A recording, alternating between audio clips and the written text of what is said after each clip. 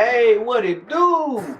Track Addict, Studio Plug Memphis, back with another sit down, second go round with my guy, Ambrose Jones. Yeah, what's up? Hold on, that's comedian Ambrose Jones. Extraordinaire. Cheers. How What's you up, doing? man? Man, I'm doing pretty good, brother. I'm doing good. Thanks for having me back, Track. How you feeling? I feel pretty good, man. Okay. I feel Man, good. look, how your health is, man? Um, We getting old, man. How your health is? man, and they say men don't go to the doctor. We don't. That's the truth. But I've been going every year for the last few years. And yeah, I just left. They said I ain't got no STDs, but my cholesterol through the roof. Yeah. So that make me think like, okay, I need to have more sex and put the hot wings down. That's what the fuck I need to do. Hey, that's that free comedian show food. Yeah, all the damn hot wings. But I pretty much watch what I eat. I believe she told me it's hereditary, so we gonna go with that. Cause I take my herbs, I work out, I don't eat too much fried food, so it's hereditary. We trying to get that cholesterol under control. You know what I'm saying? Got you, We man. doing good though. Hey, glad to have you here, man. Salute on all your success. Yeah. You know what I'm saying? You doing it big, man. I see you out here on the road. Yes, sir. Let me ask you this, man. Tell me a little bit about your upbringing. Well, from the last interview, born in Chicago, left there when I was like 5, came to South Memphis, man, and just like everybody else grew up in South Memphis, sold dope, rap.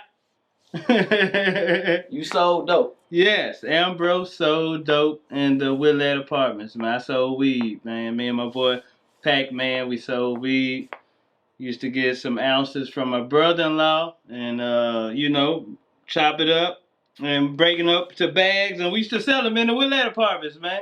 Anytime somebody saw me or my boy Pac-Man walking, they already know we had that weed, man. Was you selling nickel bags? We were selling nickel bags, dime bags, quarters. Yeah. Hey, whatever you wanted, man. What about ounces and QP? Ounces, we ain't make it that far. Oh, yeah. And I think about it, I was like, was I actually selling weed for profit or was I doing it just to be cool? You know what I'm saying? Yeah. I was making profit, but I think I was pretty much doing it just to, be cool. Like, yeah, I'm the nigga with the weed. You know what I'm saying? Did you smoke too? I smoked a little bit. Yeah. I ain't smoked all my profits up, but let me tell you what made me stop selling weed. I was staying in South Memphis in Willett Apartments. I was staying there with my mom and my 2 sisters. And one day, man, this dude knocked on the door. All my customers know not to come to my house asking for no drugs. You know what I'm saying? Like, just catch me when I'm outside or, call me on the phone or whatever. So one day I was sitting there chilling. Somebody came to the door. My mama said, Ambrose, somebody at the door for you. And I came to the door. Nigga, I never recognized this dude before. And he was like, hey, he's like, what's up, man? You got some weed? I said, nah, I ain't got no weed. Nope. What are you talking about? I don't, And he left.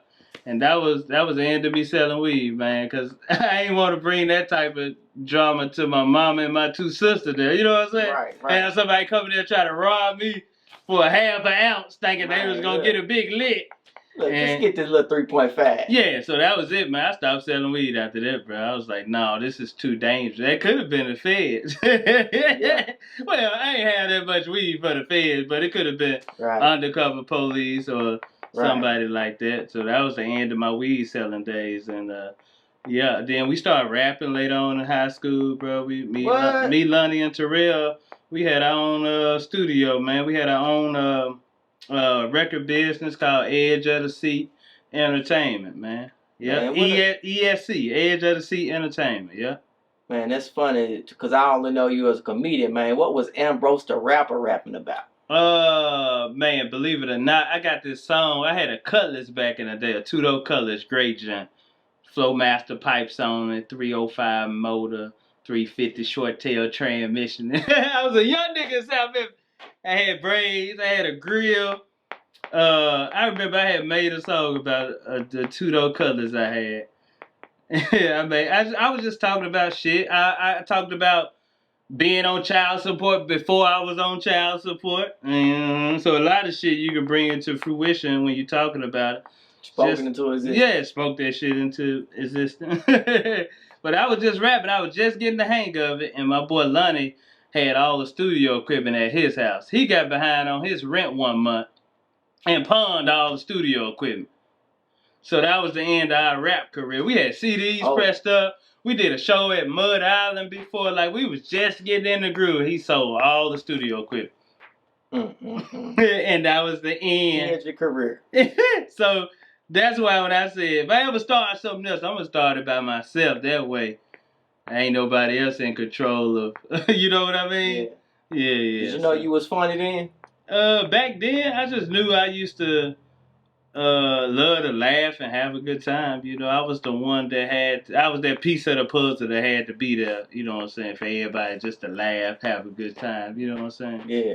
I gotta give you props, man, on the comedy, man, because, you know, I've seen you perform several times, and, you know, one thing I've always noticed is, like, your confidence on stage reminds me of, like, the real big comics, like the OG comics, man. You just got that confidence. You don't never look like you struggling with a joke. You know, your delivery and everything, your build up be on point. So, man, I just want to salute you on that, man, because, you know, everybody ain't got it like that. You know what? Everybody don't got it like that. Yeah. I'm glad I do. I think that confidence probably come from me finding myself before I did comedy. And, you know, most comedians, other people encourage them to do comedy. Other people see them early on and be like, hey, man, you funny. You should do comedy. Didn't nobody tell me that. I told myself that I was funny and you should do comedy. So I think that's where that confidence come from. You know what I'm saying? Like, I told myself I was funny. I told myself I was going to do it. And that's what I'm doing. Dope. Was there anything particularly that made you realize you was funny? Anything particular? I love being around people, even before comedy. Just love being around people laughing, having a good time. You know, I grew up with sisters, so it sometimes it'd be a chaotic household with a lot of fussing and arguing going on. So I try to steer away from chaos or you know, arguing and friction. I love to be on the opposite side where I'm laughing and have a good time. So now that I do comedy, I can influence others to laugh and have a good time and forget about, you know, the shit that they going through. Got you. Man, what's the key to building a good joke? The key to building a good joke. First of all, is it you can build a joke talking about anything, but I think the best is let it be true to you. Yeah. Something that you experienced. That way it can be, you know, yours to keep forever. And, you know, because ain't nobody else ever went through what you went through. So I think let the joke be for you and let it be something you have experienced. That way it can be authentic. It's funny to you. And then once you make it funny, it'll be funny to everybody else. But you got to have a good build-up, got to have a good premise, and, you know, and a good punchline, yeah. Man, did you see Cat Williams on the Shannon Sharp show? Yes, I seen that. What you think about that? Cat Williams did a comedy special on Shannon Sharp. Yeah, he really did. That was and that was his attempt, man. Cat Williams smart, just like every other comedian is very smart. High IQ, so he knew when he went on there, it was very calculated what he did. He know what social media is about. It's about talking about motherfuckers, and that's the way the algorithm is. If that's for you to get clicks and get views, then I'm finna go on this motherfucker. I know everybody in the comedy game. I'm finna go on here and say something about the people that I got a problem with. Yeah. And he did, and he spoke very well, and it was believable. Whether or not all the shit was true or not, I don't know. But he spoke from his point of view, and his point, it resonated with everybody else too, man. And it went viral. But that was very calculated what he did, though.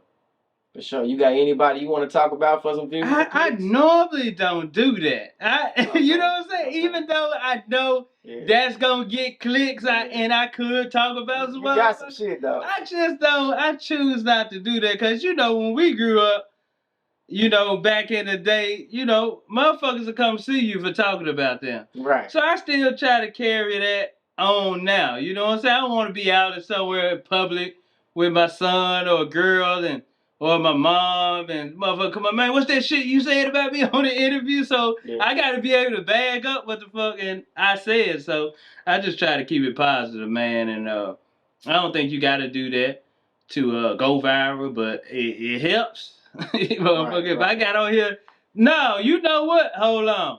I'm gonna be real. Now. I ain't got the facts together now.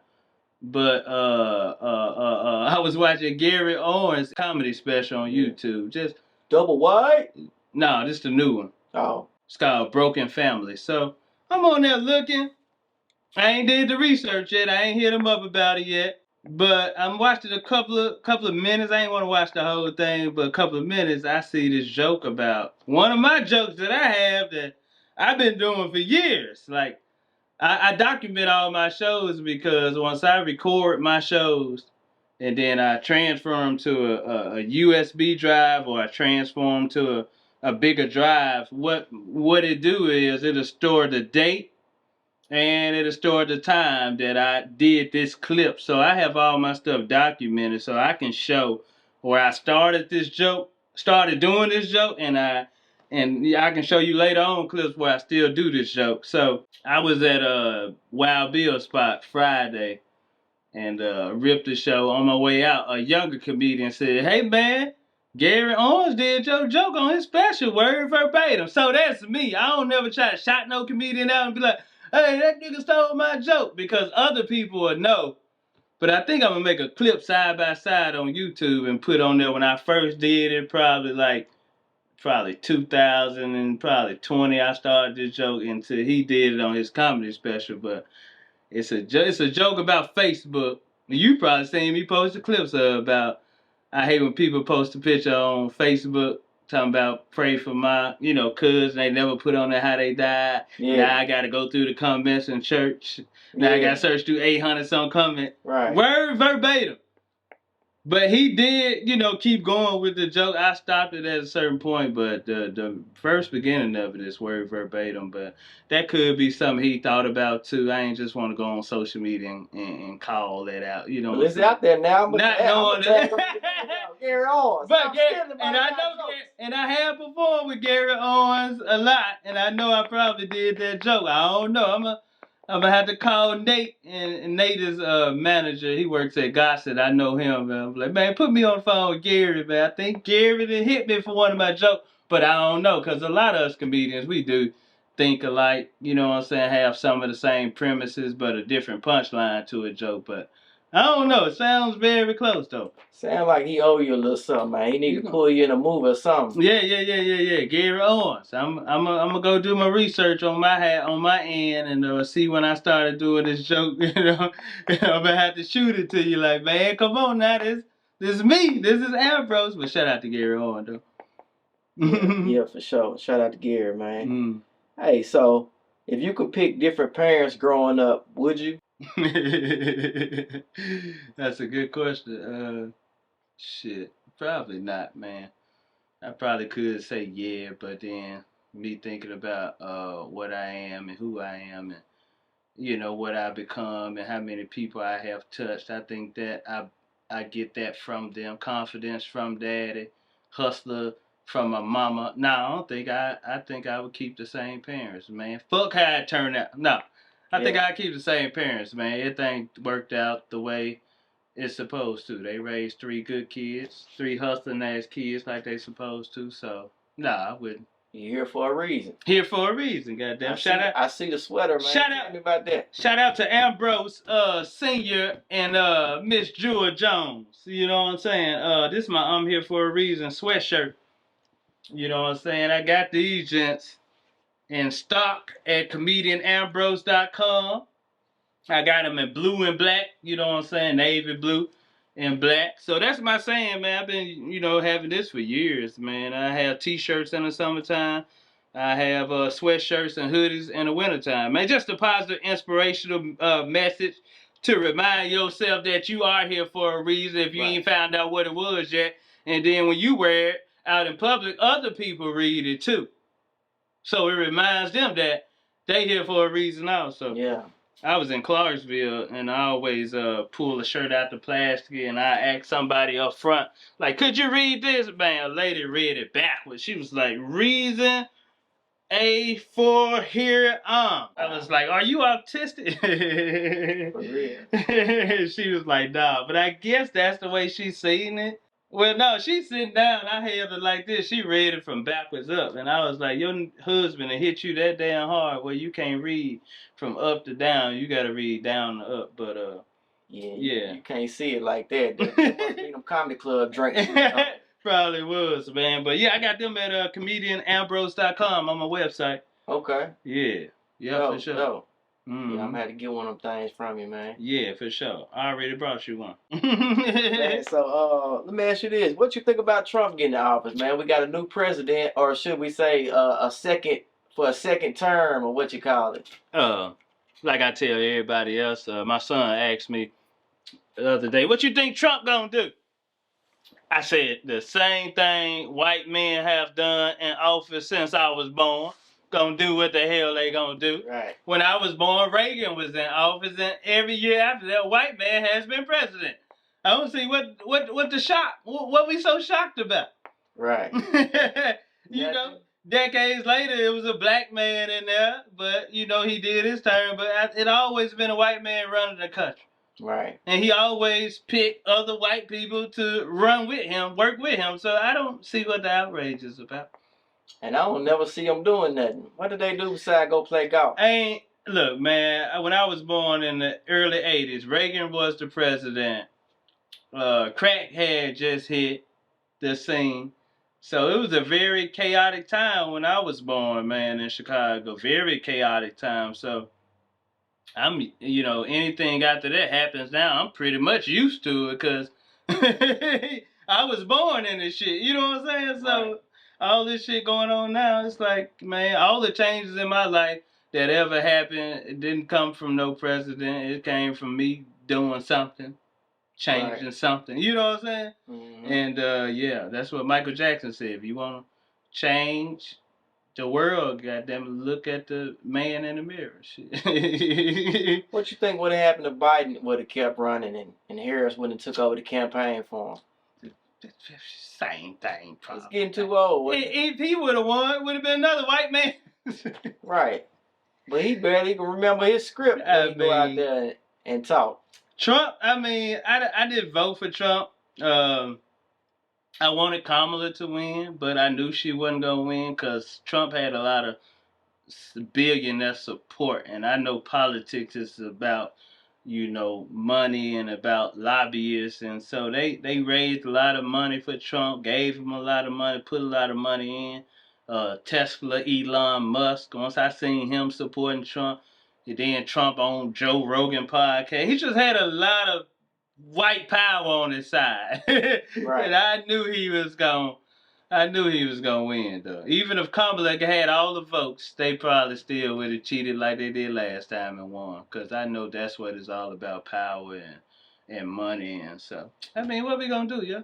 And look, I didn't really like Kamala either, but I wanted her to win just for the fact I know what my woman does in my house, so I'm pretty sure a woman getting the White House, she going to clean that joke up. Hey, Tommy Davis got a joke about a black woman becoming president. He said, you fight terror with terror.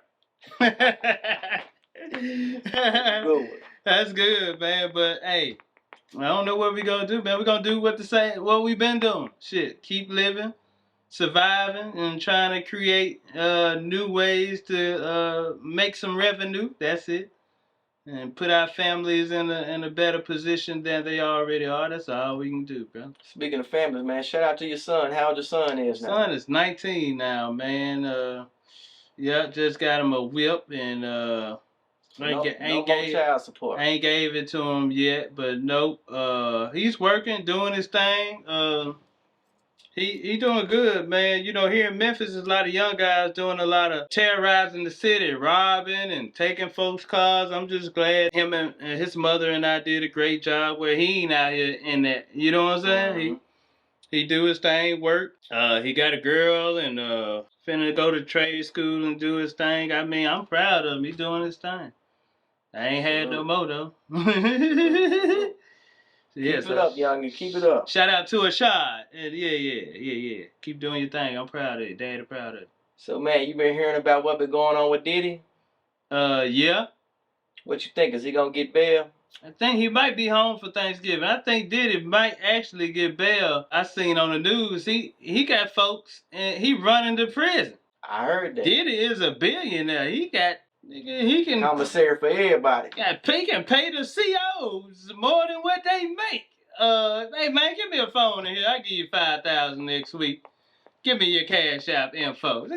Right. They said they got motherfucking prisoners lining up to make Diddy big. These grown men in here lining up talking about they got other inmates and they're getting jealous of each other because Diddy got working with certain people in there. So other prisoners like, why this nigga making Diddy big? Like, this nigga's a billionaire. So I think they might end up letting him out. He gonna fight the trial from the house because locking him up ain't gonna do no good. He's still gonna be in there running shit. Nigga's a billionaire. That's what worked in prison is money.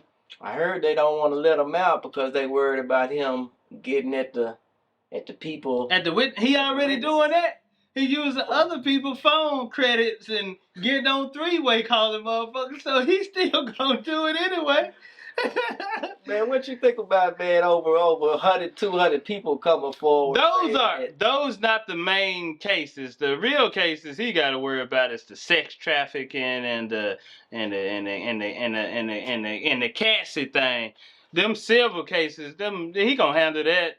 Pay a bunch of money to 100 people just to pay them out. That's silver cases. He ain't gonna have to too much worry about that. They might have to throw them a couple million, but that's the same way they did Bill Cosby. No proof, just got 100 motherfuckers coming talking about this nigga did something to me. No proof at all. So did he do it? Did he do it? Didn't do it. Look, man is innocent until proven guilty. I can't say what he did. So, man, but if a motherfucker asked me, would I go to it? I'd have been to a couple of Hollywood parties.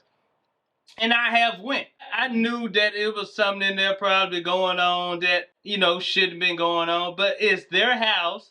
I'm a guest. I'm going to network. I don't want to go in the other rooms where they doing whatever they doing. You know what I'm saying? They might got one room snorting cocaine. You might got one room motherfuckers in there having sex. I might dip in that first room for a little bit. And come on out. And get the networking with everybody there. So I think Diddy did do it at his own house. He threw parties. Everybody knew what was going on. Most people probably came because it's a good networking opportunity. And if you want to indulge in that other shit, hey man, we all grown, bruh.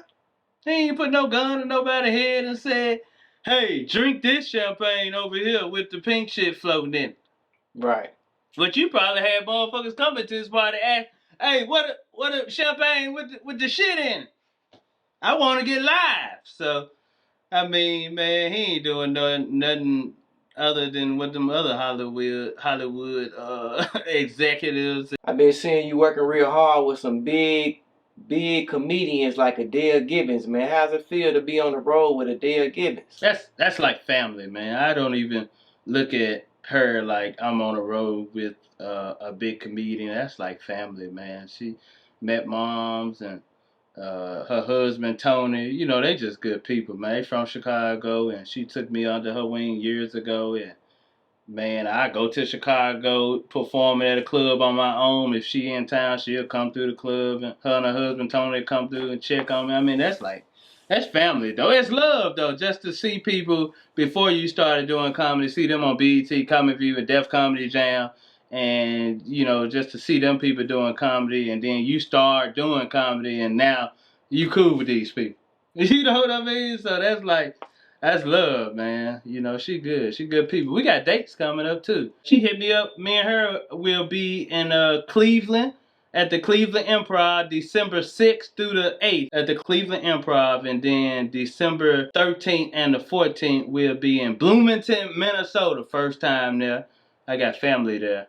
at the House of Comedy, December 13th and the 14th, Bloomington, Minnesota. Tickets, link in the bio. That's me and Adele. But me and my boy Tony Tone got a date. Cause you know Tony Tone?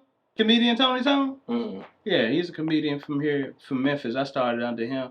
Me and him we just started getting in the comedy clubs. So we finna start doing like a double headline to get in the comedy clubs. And our first date is December 27th and December 28th. We'll be in Virginia Beach Funny Bone. Okay. Yeah. Okay. Yeah, for 4 shows. 2 shows Friday, 2 shows Saturday. December 27th through December 28th. Me and Tony Tone. He's an entertainer, man. Funny as hell. He's also a ringleader at the circus also. Really? Yeah.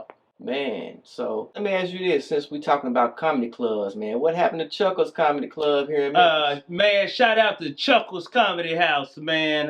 Been open for 10 years. That was one of the how many black-owned comedy clubs we got? 1, 2, 3. You probably can count on your hands how many black-owned comedy clubs we have. And Chuckles was one of probably the longest running. Shout out to Chuckles Comedy House, man. From when they first opened, goddamn it till they closed. If I was in town, I would go out there and check out a comedian, a headliner. I used to put my own shows there. I used to get booked to work there. I mean, I have, who am I to be sitting up here talking bad about Chuckles Comedy House? Shout out to Chuckles. Right. Mike Ware, his wife, daughters, his son, Mike Jr. Prescott had a hand in it. Man, it ran its course. And, when it closed, everybody was shocked. But they've been open 10 years. A lot of shit, didn't bounce back after the quarantine, after COVID. Mm-hmm. They stayed up and running how many years after COVID? You know what I'm saying? A lot of business shut down after that. Right after Chuckles closed. Kevin Hart, restaurant, vegan food chain, he had restaurant closes. Mm-hmm. Walgreens are now 1,200 stores gonna be closing. So, it's the way of the business. You know what I'm saying? Speaking of Kevin Hart, have you met Kevin Hart? Yeah, I met Kevin Hart. Yeah, shout out to Chuckles. Chuckles probably, they probably didn't make it with Chuckles Comedy House, but I guarantee you Mike Sr., he loved comedy. He probably working on something else. And come back bigger and better next time. You know what I'm saying? Yeah, so shout out to Chuckles Comedy House. Yeah, man. Shout out to Chuckles. I went and seen a lot of good comedians. Man, come on, man. Including you. Including me. Like, I used to go up there and have me a couple of drinks and eat and check out comedy shows, so I hate that, it's gone, but I understand business, you know what I'm saying? Yeah. So business can get rough sometimes. Yeah, and who knows, they might bounce back. And I believe they're going to bounce back, probably big and better under a different name, or probably come back with the same name, though. Yeah. Yeah. Kevin Hart, I met Kevin Hart several times. Anything you want to share about Kevin? Anything No, man, Kevin doing his thing, bro. Kevin gave me an opportunity. In like 2019, he got he goes to Montreal Comedy Festival every year and take his LOL laugh thing to Montreal. He bring comedians out to display their talents in front of managers and agents. In 2019, he invited me out, but I couldn't get my passport. So yeah, that was a downfall in my career. That was like a hard. When like this could be your big break to go to Montreal Comedy Festival and perform in front of managers and agents, and you can't even make it because you can't even get your passport because you owe arrears on child support. So that was a hurdle in the game, but hey, still just gotta keep rolling, man, Mm-hmm. Dope. Have you been in any movies? Got any movies coming out? Yeah. Actually, I'm in a movie now. We filmed this movie in 2017 in Milwaukee called Disconnection Notice. And we filmed it, and then they flew me back out there. We had a premiere. They rented a movie theater out. We watched the movie on a big screen, packed it out. I come in that motherfucker clean with a fifth of Grey Goose. Just like a Memphis nigga. Sat there and watched the movie, and man, my couple of parts that I do have, bro, I heard everybody laughing on my parts, and I was like, damn, okay, I can do this movie shit. Y'all laughing at this? And but it just came out now. It was in post-production, but it just came, they just dropped it on Amazon Prime, man. Y'all go check it out. Shout out to the producer, Bobby Deuce, Ruben. A lot of good guys from Milwaukee took a chance and flew a lot of comedians out there to do that movie. But it's on Amazon Prime right now. Disconnection Notice. Y'all go check it out. I'm in it. Rodney Perry, Miss Pat, Kelly Kells, Cheatin' Marlon, Myron. Cheatin' Myron, lot of dope talent in that movie, man. Y'all check that out on Amazon Prime, man. Funny movie too. It's good. Awesome. Hey, man, so y'all tuning in, man. This is comedian Ambrose Jones. Hey, come on. Live right here at Studio Plug Memphis for the Sitdown. Man, hey, I appreciate you coming through. Before we get out here, is there anything else you want to let people know, where to follow you, where to get at you? You know, take care of yourself, because health is first, man. So I was smoking them damn vapes, and I think that's what spiked my cholesterol to be high as hell, because I used to smoke them vapes, and I was on them every day, like 24, hitting that junk. Then I went to go get checked out, and my cholesterol was through the roof. It's always on the borderline. I always keep it right down the borderline where I ain't got to take no medication, but this time that shit was high. Man, just take care of yourself. Get checked out. Lay off them goddamn vapes, because I did some research, and when you hit them goddamn vapes, it let these little some in your system where it causes your good cholesterol to lower, and it raises your bad cholesterol. So them goddamn vapes, I know you be hitting them motherfuckers every day, and you don't feel like shit happening, but inside some shit going on. I'd rather probably refer you to just smoke a real cigarette than a vape. I know motherfuckers who've been smoking cigarettes for 20 years still here, but I don't know nobody who been smoking them goddamn vapes for 20 years still. Hey, man, y'all can follow me, man, comedian Ambrose Jones, a.k.a. Mr. Great Time. Y'all can follow me on Instagram, Ambrose Jones, Facebook, Ambrose Jones, Follow me on my website, comedianambrose.com. Tour dates, hit the link in my bio. Yeah, and get your shirts. I'm here for a reason. Yeah, black or blue, man. Get your crew neck sweatshirts, you know what I'm saying? Unisex. They fit men and women. True to size, small to 4X, man. Shout out to Track at Studio Plug Memphis, man. If y'all want to get y'all some songs made or flyers printed, he still do CDs. Make sure y'all hit Studio Plug up, man. Comedian Ambrose. I'm out. Oh, these goddamn dates. I got January 15th through the 19th. I'll be in Little Rock, Arkansas at the Looney Bin. Make sure you get your tickets. Me and 2 to 2 time. February. Oh, this is important right here. February 7th and the 8th. I'll be in San Antonio, Texas for the first time at the Upstage Comedy Club. That's owned by a black dude too, so shout out to them. And what else? Oh no, shit. Tampa, Florida. December 31st. New Year's Eve is on a Tuesday. I'll be at the Tampa Improv. Make sure you get your tickets. Look. Y'all book them, man. Y'all see the schedule filling up, man. Make sure y'all get at them. And if you want to book me, hit my manager Robert up at jaeentgroup@gmail.com, man. Hit my boy Robert up, and Robert will make something happen, man. Yeah, I guess them all the dates, man. That's it, man. Y'all tune in for the next one. You know what I'm saying? Hey, and this is Sit Down at Studio Plug Memphis. We out of here. Peace.